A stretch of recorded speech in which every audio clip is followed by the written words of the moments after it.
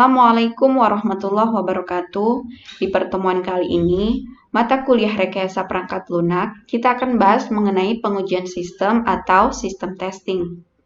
Pengujian perangkat lunak merupakan proses untuk menguji coba program dengan tujuan untuk menemukan kesalahan sebelum program tersebut digunakan oleh pemakainya. Kasus uji yang baik adalah kasus yang memiliki peluang untuk mendapatkan kesalahan yang belum diketahui. Pengujian dikatakan berhasil bila dapat memunculkan kesalahan yang belum diketahui. Pengujian yang baik bukan untuk memastikan tidak ada kesalahan, tetapi untuk mencari sebanyak mungkin kesalahan yang ada dalam program. Pengujian tidak dapat menunjukkan ketidakhadiran defek, pengujian hanya menunjukkan bahwa kesalahan perangkat lunak itu ada. Ada beberapa prinsip umum dalam pengujian sistem. Yang pertama, semua pengujian harus dapat dirunut ke requirement. Kemudian, pengujian harus direncanakan jauh sebelum dilakukan. Prinsip Pareto berlaku pada pengujian perangkat lunak. Jadi, 80% dari keseluruhan kesalahan yang didapat saat pengujian dapat dirunut ke 20% dari keseluruhan modul. Persoalannya, bagaimana menemukan 20% modul tersebut? Selanjutnya, pengujian harus dimulai dari lingkup kecil ke lingkup yang besar.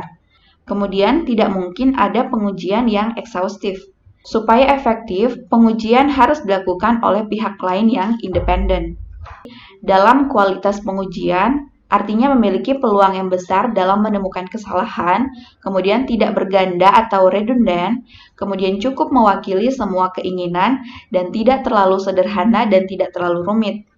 Ada beberapa strategi dalam pengujian. Yang pertama adalah pengujian modul atau unit.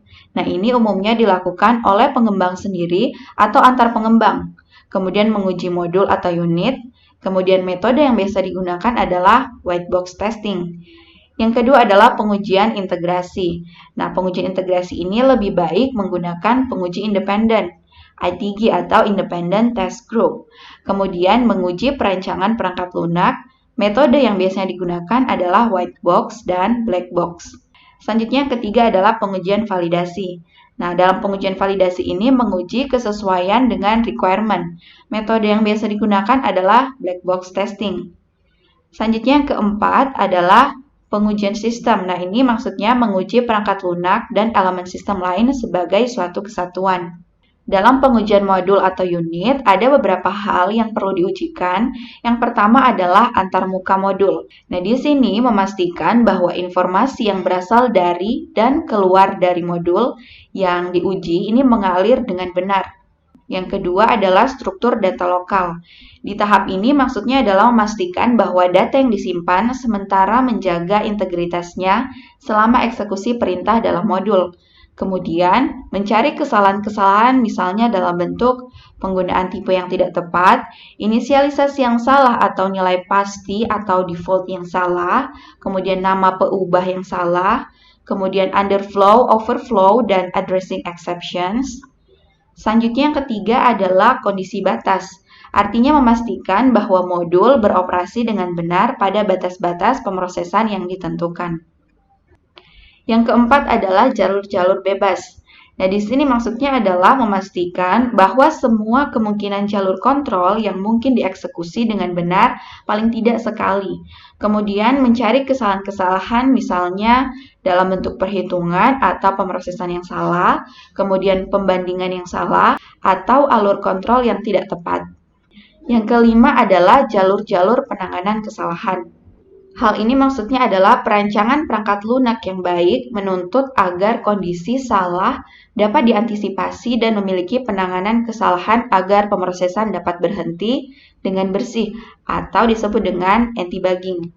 Selanjutnya mencari kesalahan-kesalahan misalnya dalam bentuk pemberitahuan kesalahan yang tidak dapat dipahami, pemberitahuan kesalahan tidak sesuai dengan kesalahan yang dialami, kemudian kondisi kesalahan yang menyebabkan intervensi sistem sebelum penanganan kesalahan dilakukan, kemudian penanganan kesalahan yang tidak benar, kemudian pemberitahuan kesalahan tidak memberikan informasi yang cukup untuk mencari sumber kesalahan. Dalam pengujian sistem, ada beberapa yang perlu kita lakukan. Yang pertama, merancang penanganan kesalahan untuk semua kemungkinan masuknya informasi dari elemen sistem di luar perangkat lunak.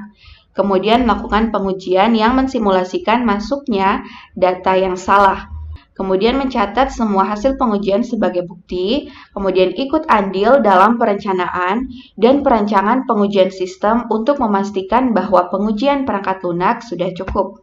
Kita akan bahas yang pertama mengenai pengujian black box. Nah, black box testing ini adalah pengujian yang dilakukan hanya mengamati hasil eksekusi melalui data uji dan memeriksa fungsional dari perangkat lunak. Black box ini hanya mengevaluasi hanya dari tampilan luarnya atau interface-nya saja, kemudian fungsionalitasnya tanpa mengetahui apa sesungguhnya yang terjadi dalam proses detailnya, atau hanya mengetahui input dan output-nya. Kelebihan dari pengujian black box, yang pertama spesifikasi program dapat ditentukan di awal. Yang kedua dapat digunakan untuk menilai konsistensi program. Yang ketiga, testing dilakukan berdasarkan spesifikasi. Dan yang keempat, tidak perlu melihat kode program secara detail. Namun, kekurangan dari black box yaitu bila spesifikasi program yang dibuat kurang jelas dan ringkas, maka akan sulit membuat dokumentasi setepat mungkin. Ada beberapa kesalahan yang biasanya ditemukan dalam black box testing. Yang pertama adalah fungsi-fungsi yang tidak benar atau hilang, kemudian kesalahan interface, kesalahan dalam struktur data atau akses database eksternal, kemudian kesalahan kinerja, dan inisialisasi dan kesalahan terminasi. Selanjutnya kita akan bahas mengenai pengujian white box. Nah, white box testing ini merupakan pengujian perangkat lunak dari segi desain dan kode program, apakah mampu menghasilkan fungsi-fungsi, masukan, dan keluaran yang sesuai dengan spesifikasi kebutuhan. White box testing ini dilakukan dengan memeriksa logik dari kode program. Contoh dari white box testing ini misalkan menguji alur dengan menelusuri pengulangan atau looping pada logika pemrograman. Ada beberapa persyaratan dalam pengujian white box. Yang pertama adalah mendefinisikan semua alur logika, kemudian membangun kasus untuk digunakan dalam pengujian, kemudian mengevaluasi semua hasil pengujian, kemudian melakukan pengujian secara menyeluruh. Ada beberapa kelebihan dalam pengujian white box. Yang pertama, kesalahan logika. Ini digunakan pada sintaks if dan pengulangan, di mana white box testing ini akan mendeteksi kondisi-kondisi yang tidak sesuai dan mendeteksi kapan proses pengulangan akan berhenti. Kemudian ketidaksesuaian asumsi.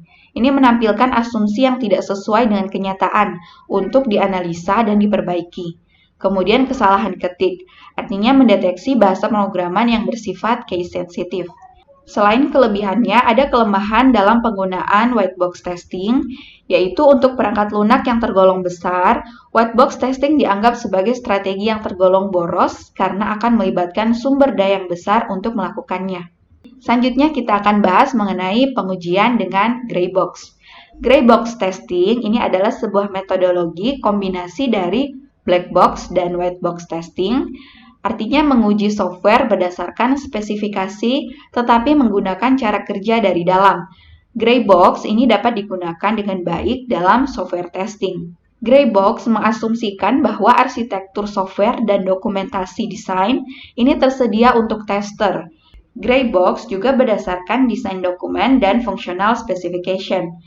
Dari beberapa definisi tersebut, dapat disimpulkan bahwa gray box testing adalah teknik pengujian sistem dengan pengetahuan yang terbatas atau limited knowledge dari internal sistem yang memiliki akses ke dokumen desain rinci.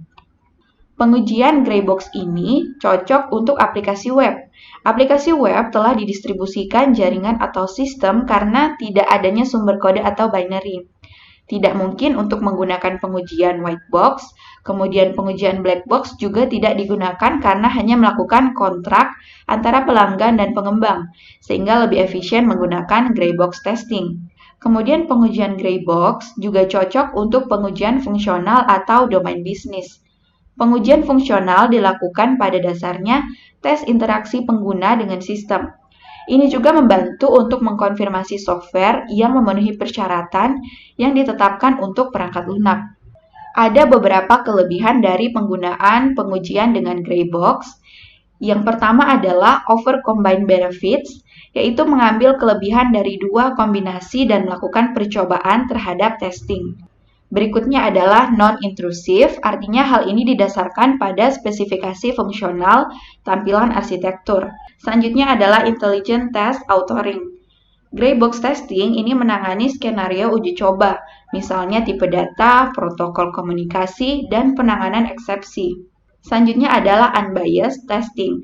Jadi terlepas dari semua keuntungan tadi, gray box testing ini mempertahankan batas terhadap pengujian antara tester dan developer. Kemudian untuk kelemahan penggunaan pengujian dengan gray box, yang pertama adalah partial code coverage. Dalam pengujian gray box, sumber kode dan binary ini akan hilang karena akses yang terbatas pada struktur internal atau aplikasi akan menghasilkan akses terbatas terhadap kode path reversal.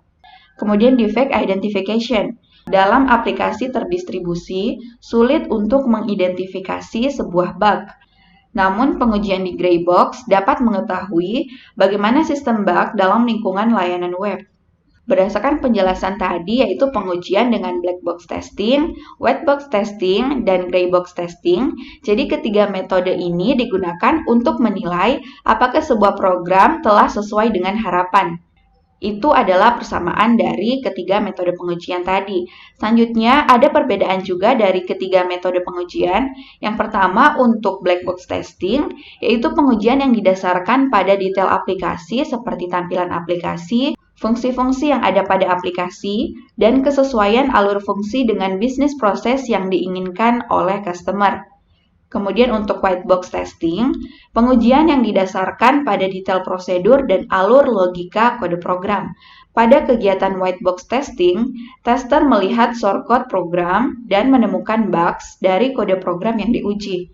Kemudian, gray box testing ini pengujian yang didasarkan pada detail pendekatan pengujian yang digunakan ketika beberapa pengetahuan tentang struktur internal, namun tidak secara rinci. Oke, itulah pembahasan kita dalam pertemuan kali ini mengenai metode dalam pengujian sistem. Semoga bermanfaat. Sampai jumpa di video selanjutnya. Assalamualaikum warahmatullahi wabarakatuh.